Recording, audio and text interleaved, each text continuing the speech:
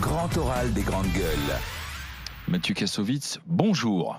Bonjour les grandes gueules. Bonjour Mathieu. Ça fait déjà 25 ans que le film La Haine, qui au fil des années est devenu culte, est sorti en salle. Et 25 ans plus tard, vous avez envie de fêter ça ? Oui, on a envie de le fêter parce que je me souviens qu'il y a 25 ans, on me demandait si on était une nouvelle vague ou si le film était un film culte. J'ai dit on pourra le savoir dans 25 ans.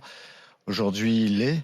De par lui-même, hein, sans effort autre que ce qu'il a apporté à la société, ce qu'il a au moment où il est arrivé, l'impact qu'il a eu et la résonance qu'il a encore aujourd'hui. Donc oui, on veut le fêter pour nous, hein, pour ceux qui ont participé, puis surtout pour ceux qui nous ont accompagnés depuis ces 25 ans. Quelle est sa résonance encore aujourd'hui de La Haine alors ?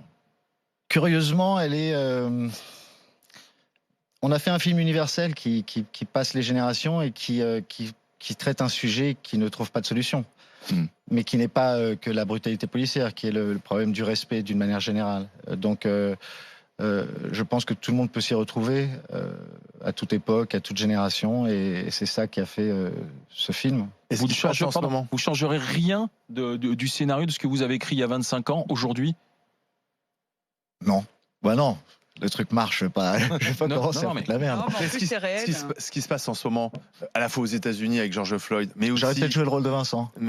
Ah oui. Mais aussi en France avec, on a vu cette manifestation qui a recueilli beaucoup de monde. Enfin, on a même été surpris par sa mobilisation pour Adama Traoré. Qu'est-ce que vous en pensez ? Ça veut dire que les questions sur les violences policières sont toujours là ? Les questions sur les violences policières sont toujours là, puisque les violences policières sont toujours là. L'histoire d'Adama Traoré en est la preuve. Ça fait 4 ans qu'elle se bat pour quelque chose qui est d'une injustice totale et évidente, dont les preuves ont été amenées au fil des années. Il n'y a pas de doute, il a été victime de violence. Il a été victime de violence. Plus que ça, il a été étouffé, il a la cage thoracique qui a été enfoncée. Ensuite, il a été laissé pour mort sur le sol de la gendarmerie pendant que les gendarmes mentaient à la famille en disant qu'il allait bien. Ils ont mis du temps à laisser passer les pompiers. Et ça veut dire que tous les gendarmes de cette gendarmerie sont complices. C'est pas juste ceux qui l'ont arrêté et qui l'ont blessé, mais tous ceux qui n'ont pas parlé. Et puis après, il y a la maire de la ville. Et puis après, il y a les frères de Assa, de Adama, qui se sont révoltés parce qu'on leur a menti, parce que leur frère est mort et qu'ils comprennent pas ce qui se passe. Et on les a accusés de terrorisme. Ils sont aujourd'hui en prison. Et Assa se bat comme une lionne tous les jours. Et je suis très, très, très heureux de voir que ça a été une mobilisation générale. Et c'est magnifique. Ça fait des années qu'elle se bat seule, avec un comité, avec des gens qui la soutiennent. Elle est aussi liée à ce qui se passe aux États-Unis. Il y a un écho. Oui, mais il y a un écho parce qu'on partage tous la même peine. Et malheureusement, c'est ça qui est terrible, c'est qu'on partage tous le même rapport avec la police et on ne devrait pas. Je comprends qu'aux États-Unis, qui est un pays ultra-militarisé, on ait ce rapport à la police parce que la police est utilisé véritablement comme un objet de répression. Mais en France, on a une autre tradition. On devrait considérer nos policiers d'une manière différente et les policiers devraient nous considérer d'une manière différente. Il n'y a aucune raison qu'on soit en guerre contre notre police. Et pourquoi alors ? Qu'est-ce qui se passe ? Moi, je pense que la police n'est pas assez éduquée, n'est pas assez bien payée. Je pense que les commissariats sont des endroits dans lesquels on n'a pas envie de travailler. Je pense qu'on n'a que pour ce quoi on paye. Et que moi, je voudrais être maintenus en paix, parce que c'est ça leur métier, par des gens qui sont compétents et sur lesquels je n'ai aucune hésitation d'appeler, parce que je sais qu'ils ont une capacité de jugement, une capacité psychologique qui va faire qu'ils vont faire baisser la pression et arranger les choses. Et ça n'a jamais été le cas dans ma vie, et je suis blanc. J'ai jamais eu ce sentiment avec la police. Chaque fois que j'ai eu une rencontre avec la police qui s'est bien passée, j'étais aux anges. Et je leur ai dit à chaque fois merci. Mais pas grand-chose, hein, juste d'être poli, juste de comprendre mon problème. Je ne suis pas un voyou, j'ai besoin de me garer là 5 minutes parce que j'ai besoin de livrer quelque chose. Oui, j'ai peut-être un joint dans la poche. J'ai pas payé mon amende. J'ai un clignotant qui marche pas. Oui, je suis allé à 51 km/h. Ça fait pas de nous des criminels. Et on a besoin d'avoir un rapport intelligent avec la police. Et pour ça, on a besoin d'avoir une police intelligente. Et je pense pas que ce soit le cas aujourd'hui. Je suis désolé. Ah oui, la police n'est pas intelligente. Je pense qu'on peut. C'est trop facile d'être policier aujourd'hui. Si on vous dit, écoutez, c'est des gens qui ont des armes. C'est des gens qui sont là pour régler les problèmes de la société. C'est l'interface entre nous et les politiques, et le gouvernement, et la justice, et tout ça. C'est notre interface. j'ai besoin, comme si je vais chez un docteur, j'ai besoin de savoir qu'il a fait 15 ans d'études, bordel de merde. J'ai besoin de savoir que je peux m'asseoir sur quelqu'un, je peux m'appuyer sur quelqu'un qui est solidement, qui est plus solide que moi psychologiquement et qui a des solutions parce qu'il connaît, il a des techniques. On leur demande de tout faire, on leur demande. Oui, mais on les paye pas assez. On les paye pas assez, on les forme pas assez. On les forme pas assez. Comment vous pouvez vous en sortir quand vous avez 22 ans, que vous débarquez de votre province et qu'on vous met dans une cité HLM? Comment vous pouvez vous en sortir quand vous êtes prof, que vous êtes payé aussi peu et qu'on vous met dans un quartier difficile? Il faut qu'on vous forme, il faut qu'on vous paye plus, il faut qu'on vous respecte. Il faut que vous respectiez, il faut que vous respectiez votre métier, il faut que vous respectiez votre fonction. Il faut que vous dénonciez vos collègues s'ils ne sont pas à la mesure de ce qu'est votre engagement. Vous vous engagez en tant que policier. Moi, je ne suis pas engagé en tant que citoyen, je suis citoyen français. Je suis né ici, j'aurais pu être né ailleurs, j'observe les lois de ce pays. Mais mon contrat s'arrête là, c'est pour ça que la police est là, pour m'empêcher de faire des bêtises. Mais elle a un contrat.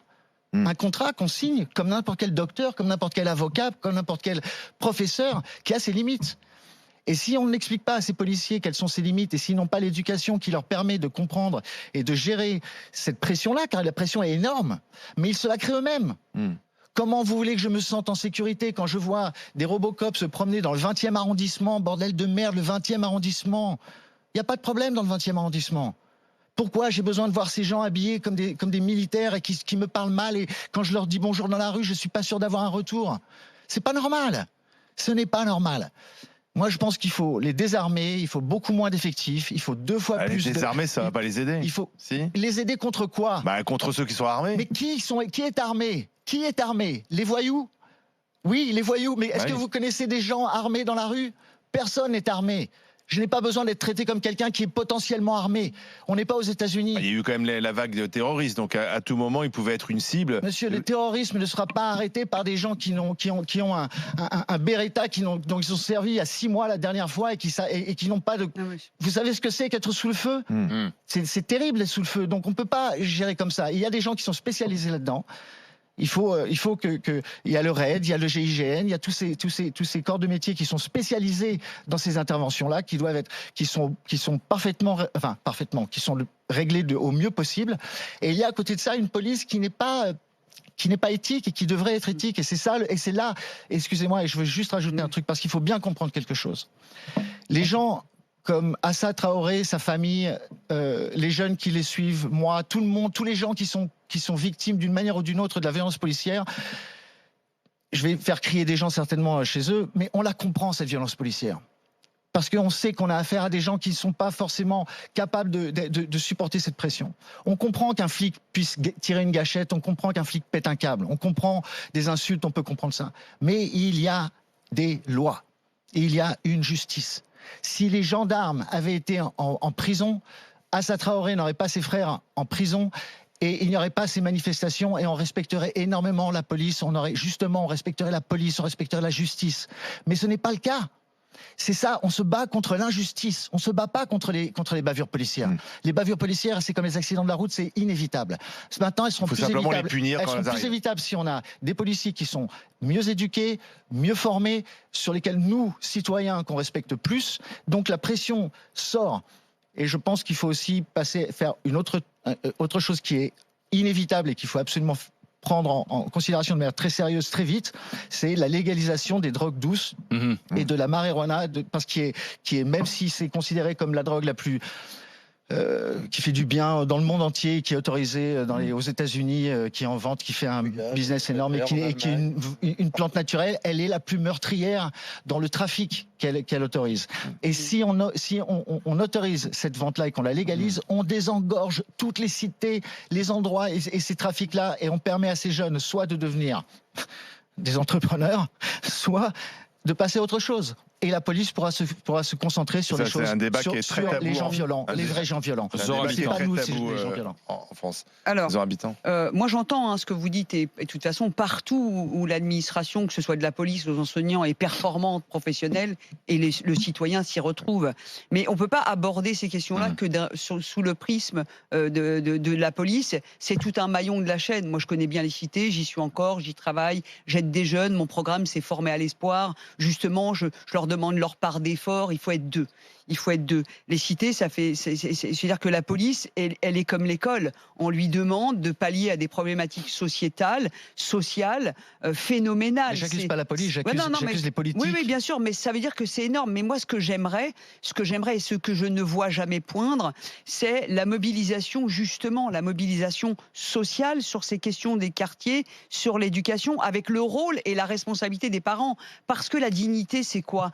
La dignité, c'est de se dire que c'est pas parce que je suis pauvre que je ne vais pas bien éduquer mes enfants. C'est pas parce que j'habite une cité que j'ai pas le droit à l'excellence, moi, pour mes enfants. C'est-à-dire que dans toutes ces questions-là, nous ne voyons jamais apparaître notre responsabilité. Moi, je suis fille d'immigrés algériens, de parents pauvres, donc je sais parfaitement ce que c'est. J'ai côtoyé la délinquance, le trafic de stupéfiants. Je connais par cœur, malheureusement pour moi, mais n'empêche qu'aujourd'hui, j'ai une légitimité pour expliquer que les parents souffrent. Moi, mon combat, ça a été de lutter pour que mes enfants ne deviennent pas dealers. Donc, j'ai mis le paquet dans l'éducation. Mais pourquoi ces questions de la responsabilité individuelle qui devrait être accolée à celle de l'État et à celle des policiers, etc., pourquoi ça fait pas un tout ? C'est ça. Mais on aura avancé. Je pense que ça fait un tout et je pense que ça fait partie du débat national. Mais la question, c'est qui de l'œuf ou de la poule ? Et le problème dans ce contexte-là, c'est que c'est forcément la poule.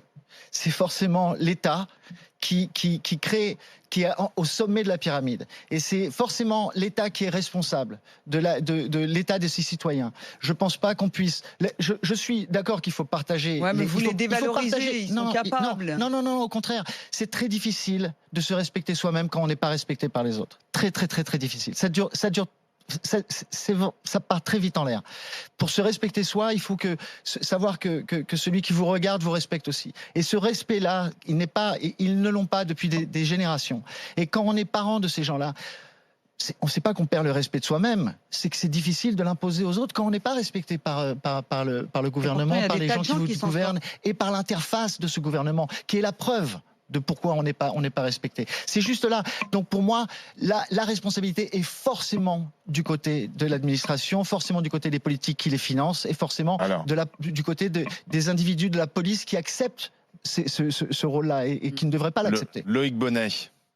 Ouais, ce que dit Mathieu, c'est super intéressant. Après, c'est vrai que les policiers, aujourd'hui, ils manquent de moyens en France. Quand on va dans un commissariat déposer plainte, on le voit. Je suis allé déposer plainte pour mon fils qui s'est fait racketter son portable là, dans les rues de Paris il n'y a pas longtemps. Le commissariat c'était le commissariat du 14e, c'est dans un état déplorable. C'est terrible. C'est-à-dire que comment voulez-vous que ces gens-là aient envie de venir au boulot et un état moral bien pour effectivement protéger et faire bien leur boulot si on les respecte pas. Et moi je pense que c'est un manque de respect.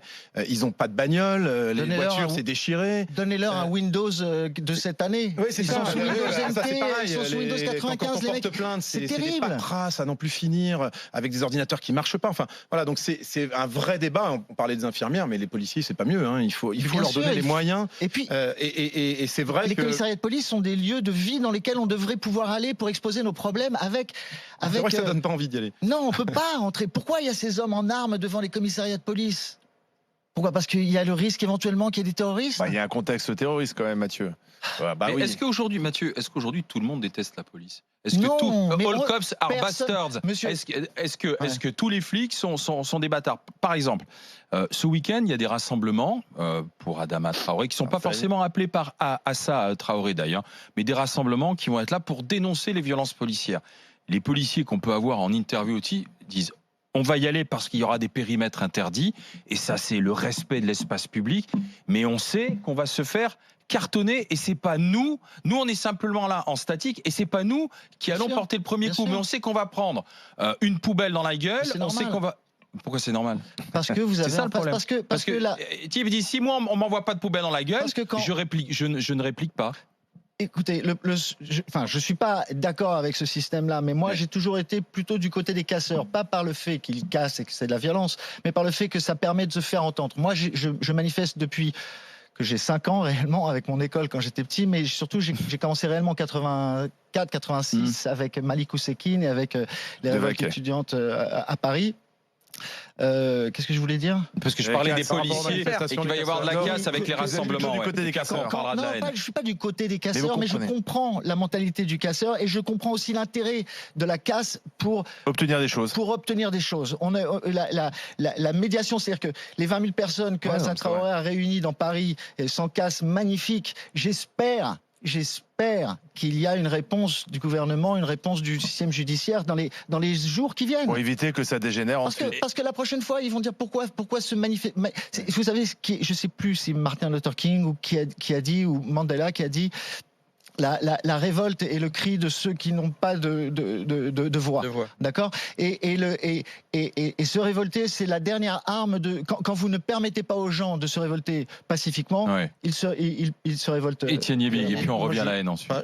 C'est ce qui se passe aux États-Unis, pas en France. C'est toujours très surprenant. En plus, l'image qu'on a de la police et le mode de communication. Parce que quand on accompagne des policiers, par exemple, pendant 3 jours sur une ville comme Montreuil, en fait, la répression, elle occupe très très peu de la vie du policier. L'essentiel de la vie du policier, ce sont des interventions pour sauver la population.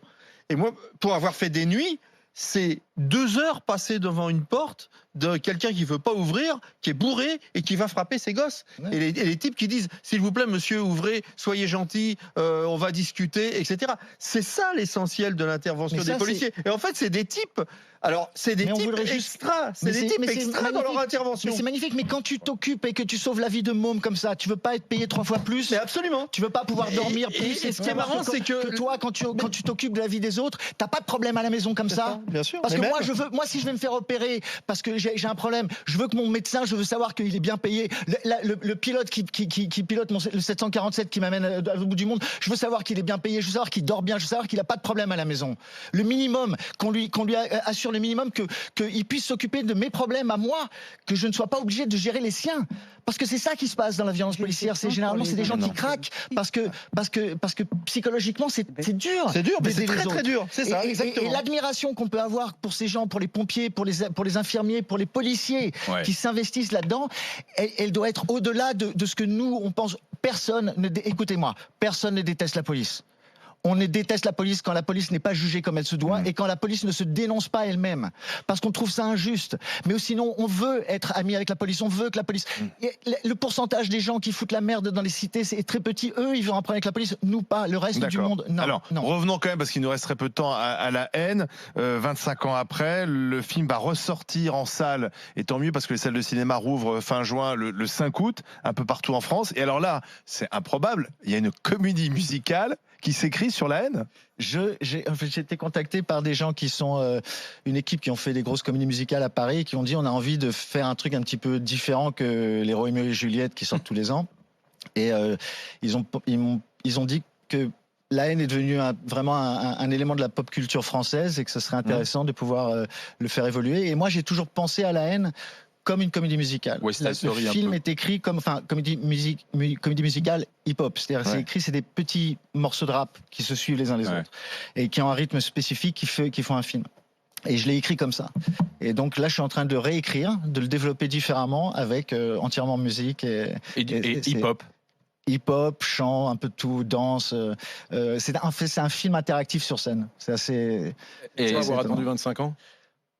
Parce que déjà, j'y avais pas... Enfin, c'est pas quelque chose qui vient de moi, c'est des gens qui m'amènent une énergie qui me permet de faire ça. Que ça fait 25 ans que moi, je laisse ce film vivre de son côté, que je l'ai pas exploité d'une manière ou d'une autre, et que là, pour son anniversaire, tout d'un coup, il y a des gens qui... Et puis surtout de voir que ce film est toujours là, 25 ans après, au-delà du problème du sujet qu'il traite. C'est un film aussi. C'est un film, et la fierté que moi j'ai d'avoir fait un film qui a passé les générations et qui continue de parler d'un problème qui concerne les gens, au-delà d'être ça pourrait être une pure comédie, mais là c'est un film qui a touché les gens et qui les a emmenés dans des... Qui a fait des petits. Qui a fait des petits. De films et de mecs. Enfin, et de gens. Des gens incroyables. Que ce soit. Moi, j'ai mon pote qui a fait deux longs métrages, Jean-Claude Barny. J'ai. Il y a JR qui avait 13 ans à l'époque, qui a vu La haine et qui s'est dit waouh, c'est incroyable, et qui a commencé à prendre des photos de son environnement avec un axe différent de son quartier, qui est devenu un des artistes les plus reconnus au monde. Il y a Lajli qui vient de faire un film qui a été nominé aux Oscars. a pris des Césars et qui est la suite instinctive de la haine. Et puis il y a plein d'autres gens surtout Cassel qui s'est pas mal débrouillé depuis aussi. Cassel aussi. Vincent Cassel, Saïd, Hubert, tous les gens qui ont participé d'une manière ou d'une autre ont vécu leur truc de chacun de leur côté. Et moi j'ai une question personnelle parce que là il reste 30 secondes. Est-ce que Malotru reviendra? C'est le bureau des légendes. Alors ça, il faut appeler Éric Rochant et le menacer. Je pense qu'il faut le menacer. Vous avez envie? Là, moi j'ai très envie, on a tous très envie. Ouais. Je pense qu'Éric est très fatigué de ce qu'il a vécu 5 ans durant avec le bureau des légendes, car il n'a pas arrêté parce qu'il faut fournir tous les ans. Je pense qu'il va prendre 1 an sabbatique et que ça va travailler dans sa tête et qu'il va revenir. Et puis il y a une expo au Palais de Tokyo qui arrive aussi sur la haine. Une expo au Palais de Tokyo à partir de début septembre. Oui. Et la ressortie du film en salle. Ça sera début août. La ressortie du film, on fait vivre les choses avec les gens qui sont